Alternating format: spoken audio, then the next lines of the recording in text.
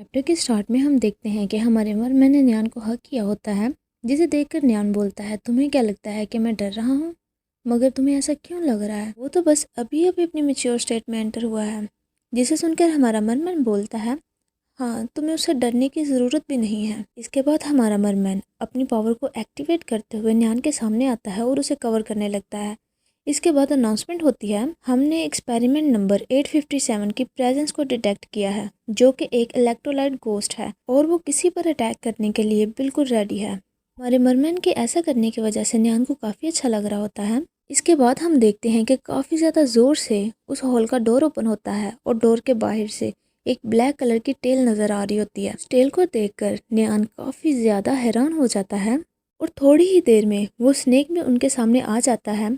इसके बाद हमें उस स्नेक के बारे में बताया जाता है कि ये एक्सपेरिमेंट नंबर 1513 है और इसकी एबिलिटी स्नेक आई है। इसके बाद हम पास का एक सीन देखते हैं जहां उसी स्नेक ने न्यान को अपनी टेल से पकड़ा होता है और उसके पास जाते हुए न्यान के फेस को पकड़कर ऊपर करता है और बोलता है, तुम कितने ज़्यादा वीक हो और इसके बावजूद भी तुम उस मरमैन के साथ एक ही एक्सपेरिमेंटल बॉक्स में हो। इसके बाद वो स्नेक स्माइल करते हुए बोलता है, पुअर लिटिल लाइन, जब तुम ताकतवर हो जाओगे तब आकर मेरे साथ फाइट करना। और न्यान के फेस को जोर से पकड़ते हुए बोलता है, वैसे मुझे नहीं लगता कि मैं उस मरमैन के टेस्ट को कभी भूल पाऊंगा। उसकी ये बात याद करते हुए प्रेजेंट में न्यान मन में सोचता है, ये स्नेक, क्या ये वही अल्फा है जिसने मुझे जख्मी किया था और 3 साल पहले बाई को मुझसे छीन लिया था। के बाद वो स्नेक हॉल के अंदर एंटर होता है और न्यान को देखते हुए बोलता है, ऐसा लग रहा है कि मैं तुम्हें पहले से जानता हूँ। छोटे बच्चे, तुम पहले से बड़े लग रहे हो। मुझे अभी भी याद है जब तुम अपने टूटे हुए हाथ को पकड़कर मेरे सामने रोते हुए गिड़गिड़ा रहे थे। जिसकी ये बात सुनकर न्यान को काफ़ी ज़्यादा गुस्सा आता है, मगर हम देखते हैं कि उस स्नेक को कोई फ़र्क नहीं पड़ रहा होता और वो स्माइल करते हुए न्यान से बोलता है, ऐसा लगता है कि तुम बहुत ही ज़्यादा हाई लेवल पर हो। मैं काफ़ी हैरान हूँ कि तुम इतना स्ट्रॉन्ग कैसे हो सकते हो। वो ये बात कर ही रहा था कि हम देखते हैं कि हमारा मरमैन काफ़ी ज़्यादा गुस्से से उसकी तरफ बढ़ता है और अपने नुकीले नेल्स को निकालकर उसकी चेस्ट पर वार करता है, मगर वो स्नेक तो पीछे हटते हुए खुद को बचा लेता है और दोबारा से स्माइल करते हुए बोलता है, अभी भी क्यों कल्टीवेट कर रहे हो? क्या ये अल्फा तुम्हें कंफर्टिंग फेरोमोन्स नहीं देता? वो ये बोल ही रहा था कि हम देखते हैं कि न्यान अपनी गन से उसके शोल्डर पर शूट कर देता है और बोलता है, लेनबाओ, मेरे पास वापस आओ।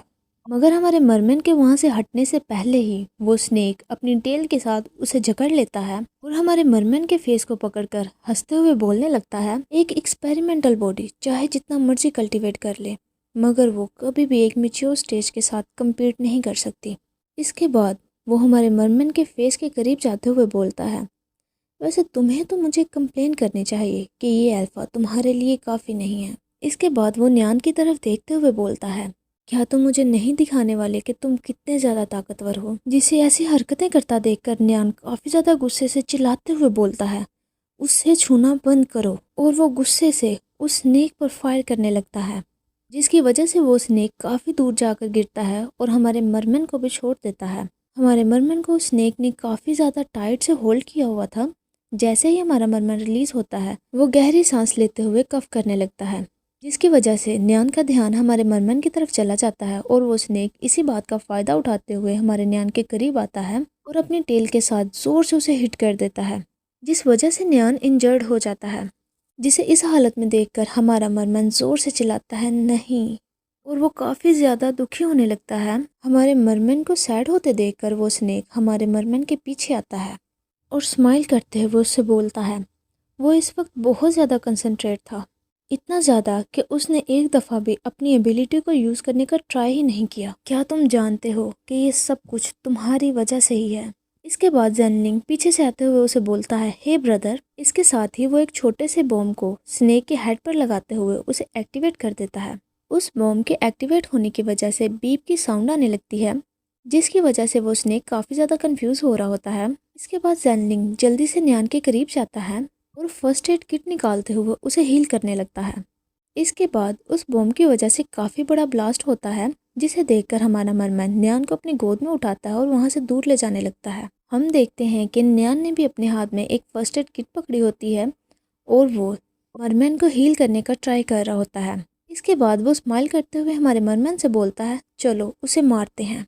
इसके बाद अनाउंसमेंट होती है कि वो स्नेक सक्सेसफुली इंजर्ड हो गया है और फिर दोबारा से बोला जाता है कि एक्सपेरिमेंट नंबर 857 खुद को काफ़ी तेज़ी से हील कर रहा है। इसके बाद 5 तक काउंटडाउन होता है। काउंटडाउन के ख़त्म होते ही दोबारा से बोला जाता है उस स्नेक ने खुद को हील कर लिया है और वो पहले से भी ज़्यादा ताकतवर है। और इस अनाउंसमेंट के साथ ही इमरजेंसी अलार्म ऑन हो जाता है। ये काफ़ी ज़्यादा इमरजेंसी की सूरत हाल है, प्लीज़ सारे लोग हाई अलर्ट रहें। इसके बाद हम देखते हैं कि वो स्नेक अपनी इलेक्ट्रिक एबिलिटी को यूज़ करते हुए हमारे मरमैन के ऊपर काफ़ी बड़ा अटैक कर देता है। मगर हम देखते हैं कि हमारा मरमैन उस अटैक को डॉज कर लेता है। जिस चीज़ को सेंस करते हुए वो स्नेक अपनी आंख से पट्टी को हटाते हुए हमारे मरमैन की तरफ देखता है और बोलता है, ओह तुम तो बस एक छोटी सी मछली हो।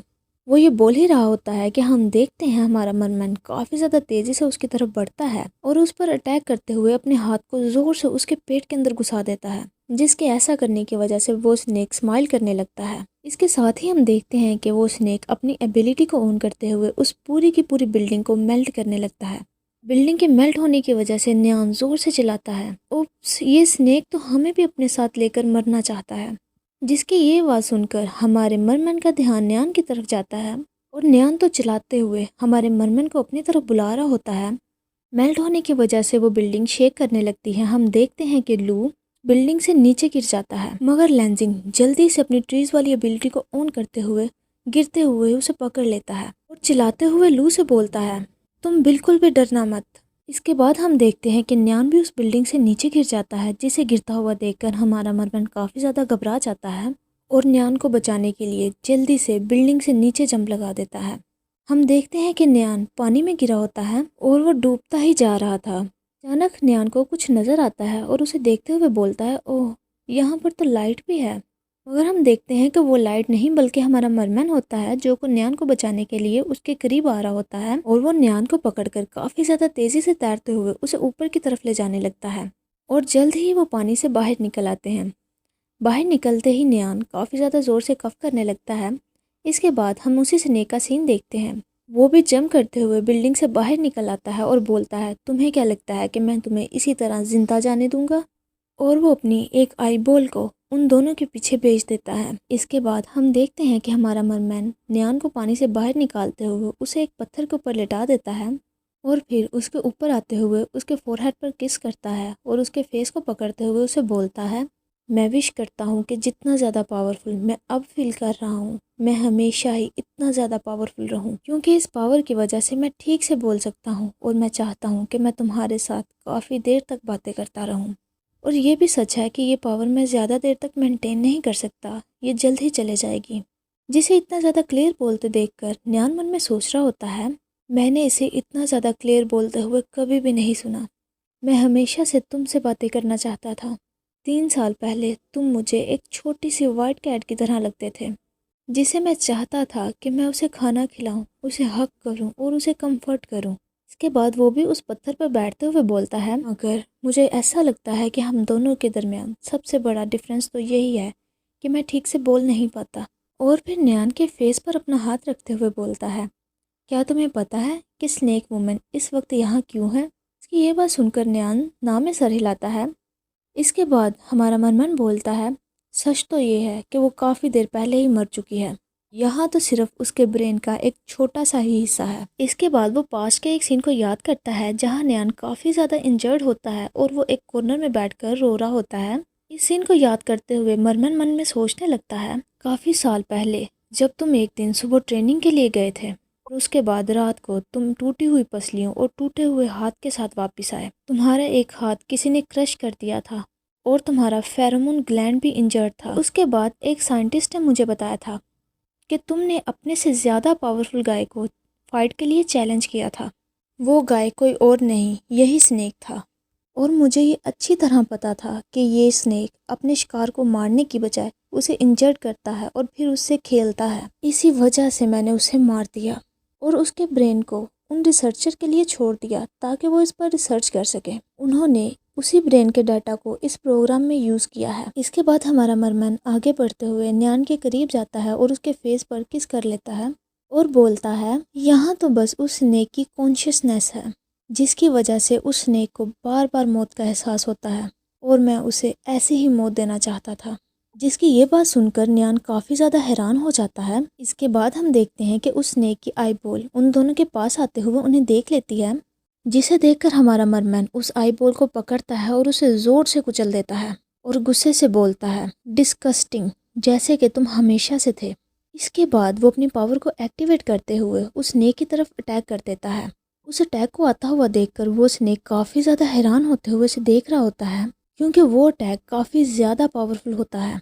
उस अटैक की वजह से वो स्नेक वहीं पर मर जाता है और अनाउंसमेंट होती है कि लैन बाउ ने एक्सपेरिमेंट नंबर 1513 को किल कर दिया है। इसके बाद हम देखते हैं कि वो जगह आहिस्ता आहिस्ता करके गायब होने लगती है और अनाउंसमेंट होती है, एग्ज़ाम ख़त्म हो गया है, प्लीज़ 5 मिनट तक वेट करें, उसके बाद हम रिज़ल्ट अनाउंस करेंगे।